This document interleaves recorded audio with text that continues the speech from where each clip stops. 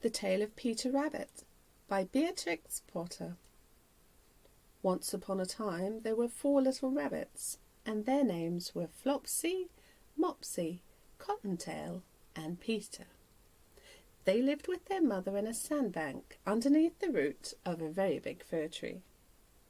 "Now, my dears," said old Mrs. Rabbit one morning, "you may go into the fields or down the lane, but don't go into Mr. McGreggors' garden. Your father had an accident there, and he was put in a pie by Mrs. McGregor. Now run along, and don't get into mischief. I'm going out." Then old Mrs. Rabbit took a basket and her umbrella and went through the wood to the baker's. She bought a loaf of brown bread and 5 currant buns. Flopsy, Mopsy, and Cottontail, who were good little bunnies, went down the lane to gather blackberries. But Peter, who was very naughty, ran straight away to Mr. McGregor's garden and squeezed under the gate. First he ate some lettuces and some French beans, and then he ate some radishes. And then, feeling rather sick, he went to look for some parsley. But around the end of the cucumber frame, who should he meet but Mr. McGregor? Mr. McGregor was on his hands and knees planting out young cabbages, but he jumped up and ran after Peter, waving a rake and calling, "Stop, thief!" Peter was most dreadfully frightened. He rushed all over the garden, for he had forgotten the way back to the gate. He lost one of his shoes among the cabbages, and the other shoe among the potatoes.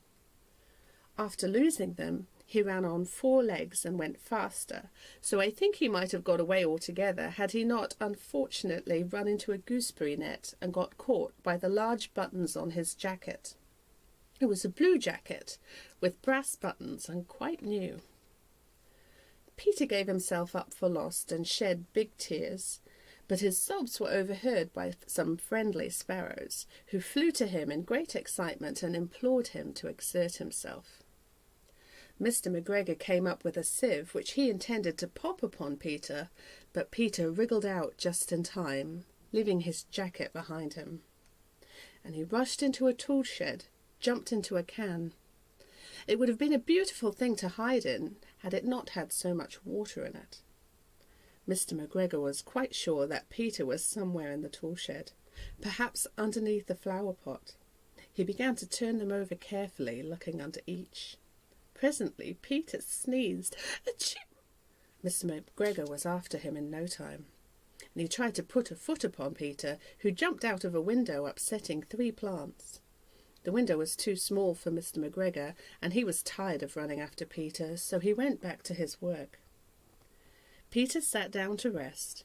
He was out of breath and trembling with fright. He had not the slightest idea which way to go.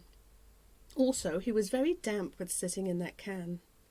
After a time he began to wander about, going limpety, limpety, not very fast, and looking all around him. He found a door in a wall, but it was locked, and there was no room for a fat little rabbit to squeeze underneath. An old mouse was running in and out of the stone door, carrying peas and beans to her family in the wood. Peter asked her the way to the gate, but she had such a large pea in her mouth that she could not answer. She only shook her head at him, and Peter began to cry. Then he tried to find his way straight across the garden, but he became more and more puzzled. Presently he came to a pond where Mr. McGregor filled his water cans. A white cat sat staring at some goldfish. She sat very, very still, but now and then the tip of her tail twitched, as if it were alive. Peter thought it best to go away without speaking to her. He had heard about cats from his cousin, little Benjamin Bunny. He went back towards the tool shed, but suddenly, quite close to him, he heard the noise of a hoe. Scritch, scratch, scratch, scritch. Peter scuttered underneath the bushes, but presently, as nothing happened, he came out and climbed upon a wheelbarrow and peeped over. The first thing he saw was Mr. McGregor hoeing onions. His back was turned towards Peter, and beyond him was the gate. Peter got down very quietly off the wheelbarrow and started running as fast as he could along a straight walk behind some blackcurrant bushes. Mr McGregor caught sight of him at the corner, but Peter did not care. He slipped underneath the gate and was safe at last in the woods outside the garden. Peter never stopped running or looked behind him until he got home to the big fir tree. He was so tired that he flopped down upon the nice soft sand on the floor, and he shut his eyes. His mother was busy cooking, and she wondered what he had done with his clothes. It was the second little jacket and pair of shoes that Peter had lost in a fortnight.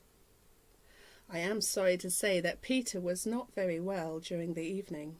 His mother put him to bed and made some chamomile tea, and she gave a dose of it to Peter. 1 tablespoon to be taken at bedtime. But Flopsy, Mopsy and Cottontail had bread and milk and blackberries for supper. The end.